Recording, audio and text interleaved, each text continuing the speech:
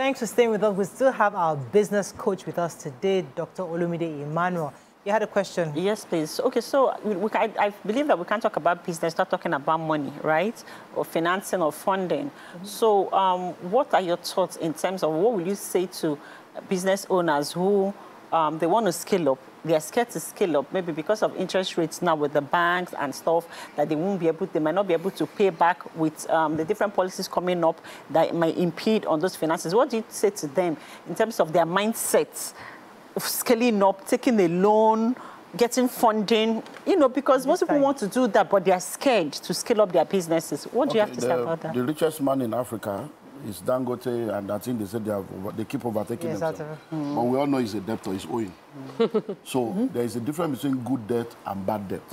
But before we even talk about going to a bank loan, I said earlier on that businesses start with startup phase, growth phase, scaling phase, stability phase, growth and expansion, there's sustainability. But now, a lot of people in this part of the world, one thing I've noticed is that we want to own everything by ourselves. It is better to have 10% of a billion than to have 100% of 1,000. So many times, when it's time to scale up, investors, venture capitalists will not give you money when you have not had something that they can see as either an hypothesis, a point, or something that has worked. So once you have done something that has produced a level of results, that you have a track record to say, this is our books, this is the trajectory, this is how we have gone, then look for investors. Because investor fund is a cheaper fund. They come in as stakeholders.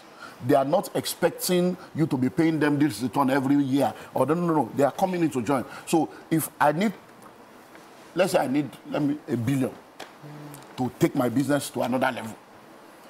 If I go to bank to borrow $1 billion, I'm going to be paying interest, 30, 32, different things, and a lot of things can change. Economy can shift on me. But if I say, okay, I want to do $1 billion, this business is now a 50 billion business, a 30 billion business. But for that $1 billion, I want to let go of 10% of my business. That means I will get that $1 billion without having to pay interest, but letting go of 10%.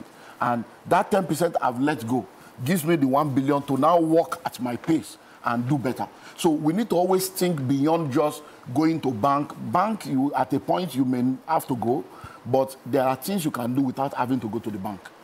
There are things you have, and that is where creative finance comes in. And it's better to operate with that. Use what you have, or use the low-hanging fruit than to go to bank. That banking should be like a last resort, because what many people don't know, for every loan you collect in any financial institution, there are two things you must sign. It's part of the fine print.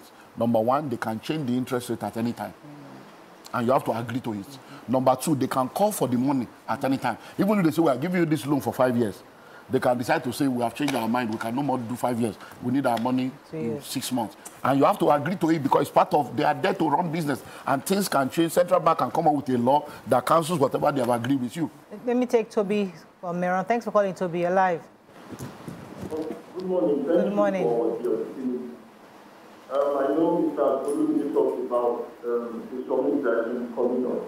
But a lot of what has happened to yes, so thank you for giving us this opportunity. Sir, I would like to ask, how long should you be in business or before you know, oh, this is not going to work, then you have to back out? Is there a time for you to know, this is not going to work, let me just do something else? Or do you just be patient and keep doing it? Because we know in Nigeria things are not really going as it should be. So is there a time for you to know, this is not for me, let me go into something else? Thank you. Okay, I'm going to answer you, but let me say this. One of the things we need to understand that in life, there are different aspects of life that does not have a yes or no answer. And they don't have an answer that is generic to everybody. Because different business, different industries, different sectors have different gestation period and different factors. Amazon, they kept investing in Amazon, according to the information in the public domain, for about 13 or 17 years before it started making money. Facebook, 8 years. They just kept putting money, because they believed that it was like a bottomless pit, but we can see the result now. So we know what Elon Musk has done, putting billions upon billions, losing money. But I will say to you, to now give you my own answer, 5 years. Whatever you do, I've studied, I've been in business now 37 years. I've run businesses that have failed. I've run businesses that have succeeded on a global scale. So I can tell you that anything you do and you put in everything, you are developing yourself, you are doing adjustment, and 5 years is not showing results. It's time to move on and do something else. And that may mean, listen to this, a change of strategy, a change of location, a change of position, or a change of business. So it may not mean that you shut the business, but it may mean that the strategy I'm using is not working. I have to change the strategy completely. It may mean a change of location. This location is not going to help this business. I need to move to a new location. It may mean a change of position. I am not the kind of person that can make this business work. So let me step aside and be a founder and get somebody else to be the manager of this business. And it may not be a change of business completely. To say this business is not going anywhere. And then you check out. So 5 years. You know, I know somebody who does business, and the person is not trying to scale. And it's a business that is very, very lucrative. Scalable. It's scalable. But the person is comfortable with this small money that is coming. And people are trying, and they are men, because a lot of men don't like to go for training. I don't know why. Maybe I don't want to be sexist, but there are lots of information out there that can help a man to grow his business. But sometimes ego gets in the way. Or feel like, oh, you're a businessman, you know these things. What does Olumide Emmanuel want to teach me? What does land relation? I beg, leave me. I can manage what I'm doing for myself. But so how do you help somebody who knows he's doing the basics and he's getting results, but he needs information. He needs to be encouraged to get to the next level. How do you help that kind of person? You cannot help a chicken to fly. If it is not there, it's not there. You cannot teach a man anything except to help him to discover what's already within himself. When you try to motivate a chicken to fly, you frustrate yourself and frustrate the chicken. Chickens have wings. Birds have wings. Birds can fly. Chickens cannot fly. Wings does not equal to flight. What makes them to fly is on the inside of them. So most of the time, what we are supposed to do is to continually see how we can help people bet hunger and desire inside them so that they will be the one looking for the solution by themselves. Everything that is externally motivated without an internal agreement will never work. That's why they say you can take a horse to the river because you cannot force the horse to drink. But to force the horse to drink, there is something you can do. Put salt in his mouth. Start putting salt in the mouth of the horse will become thirsty and look for water by itself. So most of the time, so how do you put salt in the mouth of the horse? Put them in environments and around people and places that inspires and motivates them to be better. You see, she came into the Billionaires Conclave. Before she came, I can't afford. I said, look, okay, let me pay instrumental. I said, forget. If you are paying instrumentally, you are not ready. Stretch. I said, when you enter that place and you see your mates and see younger people, you will wake up. When she came, say, these are 30-something, also billion Nigeria tower, you know. People are talking billion turnover as if, is it not the same Nigeria? And this is not fraud, this is clean business. Our mindset changed. There are many things she's doing now, like I talk level because I don't even need to be motivating and be told. Sometimes I say, hey, talk about how you doing this, how you doing that, no, this, that, and but now I'm like, okay, because she's going around pursuing things for herself because the thing has come from the inside. So if you have people around you like that, put salt in their mouth. Okay, so I'm reading comments and I've listened to 2 callers who think it's impossible to do here. How do you, apart from the salt in the mouth, change this Nigerian popular mindset, that things can't work here? There's this, we just see, if you enter 2-3 ministry, they jam you. You just think until jackpot. So when you're mentoring somebody, the person most likely will use your resources in your office to jackpot. How do you change this pessimistic mindset? It's a challenging thing because the environment continually fights it. So I give you an example from the point of being a pastor. I've been a pastor now. I've been in ministry now. By October, I'll be celebrating 35 years in full-time ministry. And I see how poor people in my church. Thousands of people. I was seeing churches like thousands. You see everywhere full. But in your mind, you are like, is this how these people will continue? Because you know that what will help them, they are not ready to do it. So I've pastored for 35 years. I've taught people, these are the things you need to do, these are the things you need to do. But they don't believe. They believe that it is pray for them. and one miracle just happened. Because it's unmerited favor we're all looking for. No. The person that gave unmerited favor shed his blood. Anything that is free is not cheap. Somebody paid for it. So you see, you cannot pray your way into miracle when you are not the kind of person that can handle the miracle.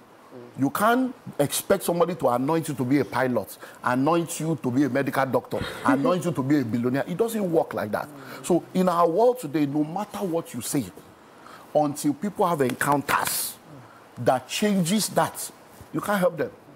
I've seen, I the pastor people every week, they tell them, they are still there 30 years. And you are like, is it that difficult to make 1 million? But it's like, and I started with them. We're all trekking. So it's not as if I came from heaven.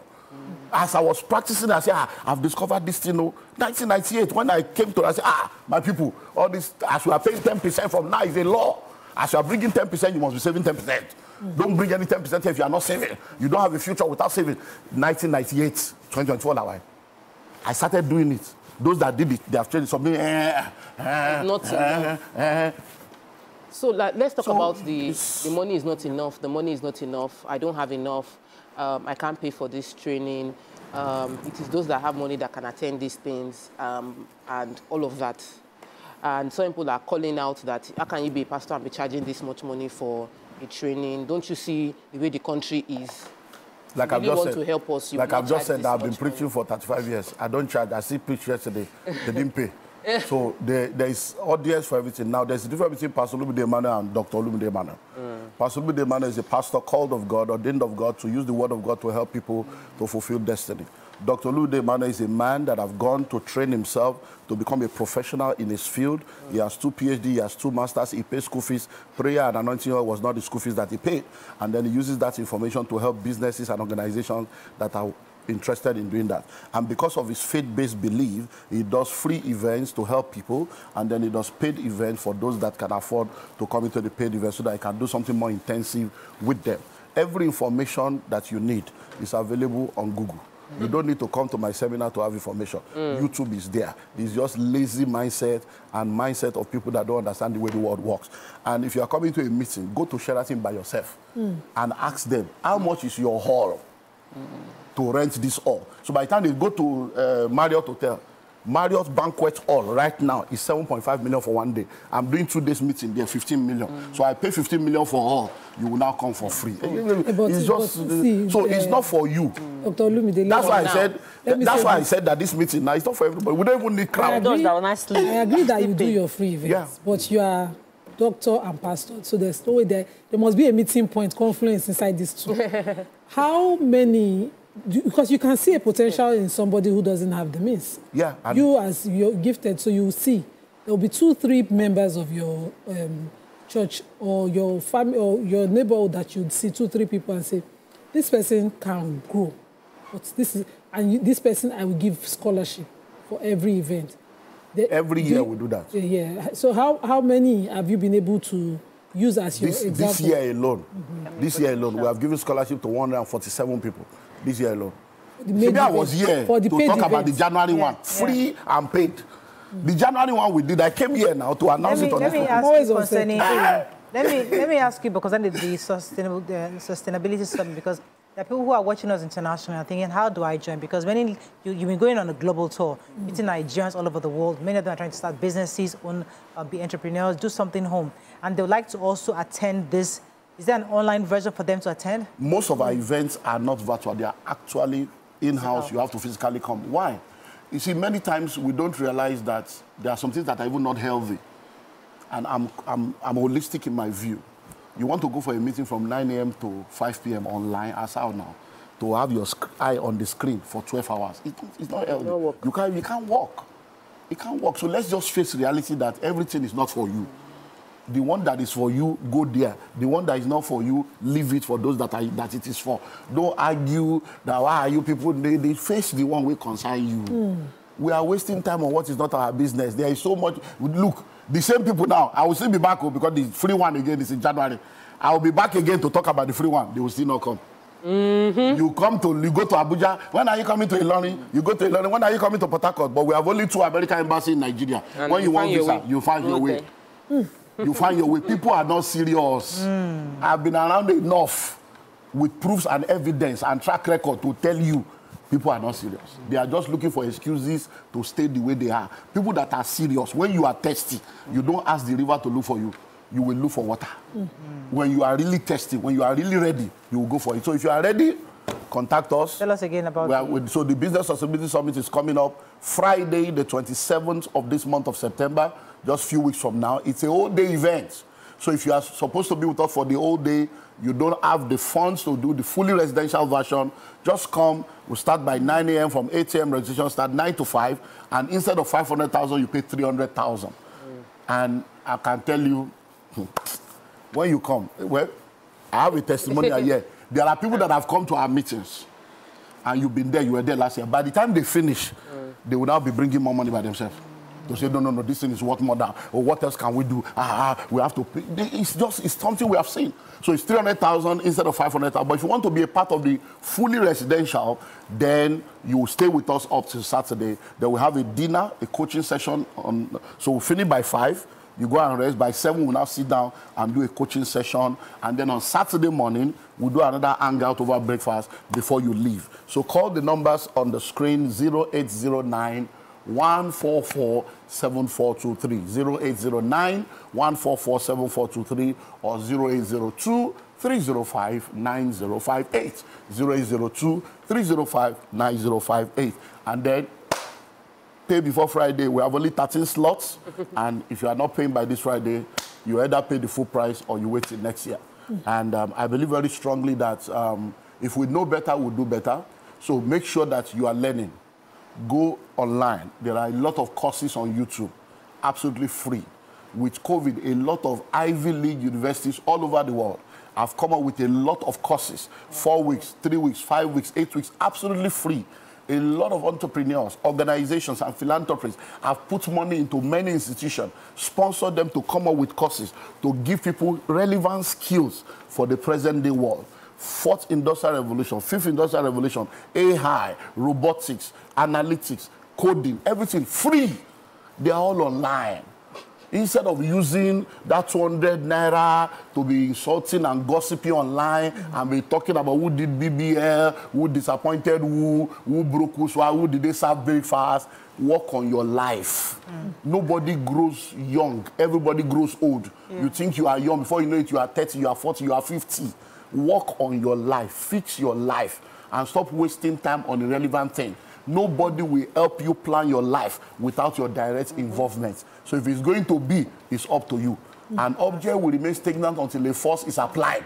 Your life will remain the same way it is until you do something meaningful about it. Let's find some questions for you online. Let's see. While we're waiting for questions to drop, okay, let me just quote this. KG Nesta says, quoting you, when you try to motivate chicken to fly, you will frustrate yourself and the chicken. He said, Dr. Olumide Emmanuel, word. So people should put that on their table and work with it. Yesterday I was driving from school shopping, and my son said, Mommy, problem is a good thing, right? I was confused. I was like, And I said, yes, now. The problem you find, when you find solution, you get money. And I've never had such a conversation before. So I was like, so which kind of problem you define now? Because me, I don't want problem. And he was like, yes, now you solve the problem and you sell it and you get money. So how should Nigerians be looking outside now?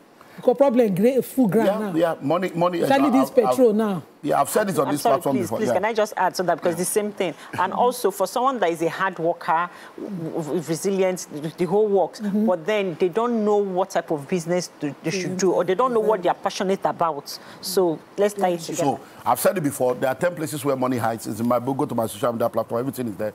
10 places where money hides. Number 1, money hides in people. We have over 8 billion people on earth, over 25 million people in Lagos, about 270 million people in Nigeria. So this is people. Money is in people. If you solve problem for them, you will get money. Number 2, money hides in problem. So every problem is money in disguise. Nobody pays you for the problem you identify. They pay you for the problem you solve. Everybody on earth today is making money by solving problem. The food seller is making money by solving your hunger problem. The school is solving money by solving education and ignorant problem. The landlord is solving shelter problem. And that's how it works. So if you want to make money, look for problem to solve. And once you're able, that's why I talk about the basic need. What are the basic needs? When you solve it, you are good to go. Then to come to your question, you see, there are things that we have been taught and that we have practiced that we later discover is not the ideal. When we're growing up in business, when I started out, you get a product and then you start looking for markets. Say, I have this product to come and buy. Then we later realize that it's a wrong formula. The first thing you're supposed to do is to go and look for a market, a ready market, a hungry market that is looking for something to solve a problem for them. You now create a product to go and give to them. At that point, the market is waiting for your product. Before now, we're told, pursue your passion, pursue your passion. And then people pursue passion. They ended up with passion. Why? Because we now realize that passion is powerful, but passion does not pay early. So pursue your passion. Stay focused on your passion. But while you are building and focusing on your passion, get something else you will do to sustain you before your passion begins to pay. Because passion does not pay early, but when it begins to pay, it can pay for life. And then, because you are pursuing your passion, does not mean you should not take advantage of the opportunity to make money that is around you. I don't think that all the people that are making money, is Dangote passionate about crude oil? Is he passionate about spaghetti or cement? Do you understand now? So it's maximizing the opportunities around because of the problem he has seen. Why did he go into fuel? He saw that this country is not doing, let me go and make money there. Because everywhere there is problem, there is money. So to answer that question, that pursue your passion, discover it, pursue it, but while you are pursuing it, get something doing. That will keep body and soul together. I wanted to mention this comment because, I mean, I think it's also similar to all the comments we've been seeing. So maybe this is something you also need to see as a problem to solve. Okay. Because this person is saying that I have opened 3 businesses for my wife, and they have all failed. She has gone for trainings, yet the businesses have failed. So what is her problem? So obviously there are many people getting information, they are reading books, but they're still not getting through. See, the missing link is mentorship. You see, many times when we talk about mentorship, people think we're just hyping this thing. Because you see, a mentor helps you to be able to contextualize your confusion. Because a mentor is someone that has gone through what you have gone through before. One of my pastors came into my office with his wife. Arguments. Hungry. The guy has given this woman 3 million at a point, 5 million at a point. This same kind of story. Nothing was working.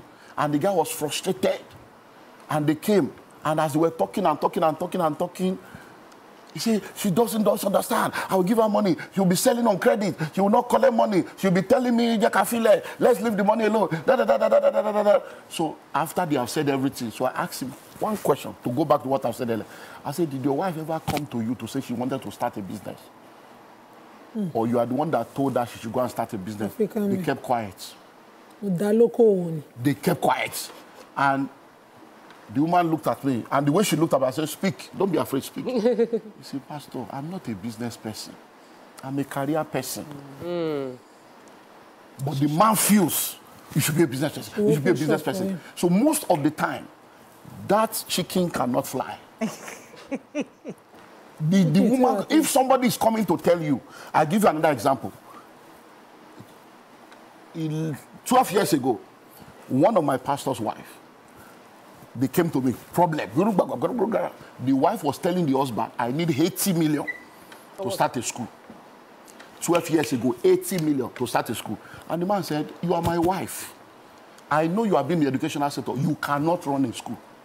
And the woman saw it as, you don't believe in me. How can you look down on me? You know, he said, no, you are a good person. But school is a business. You don't have the business skill. Because for you to be asking me for 80 million, it already shows you don't understand that you're supposed to start and grow.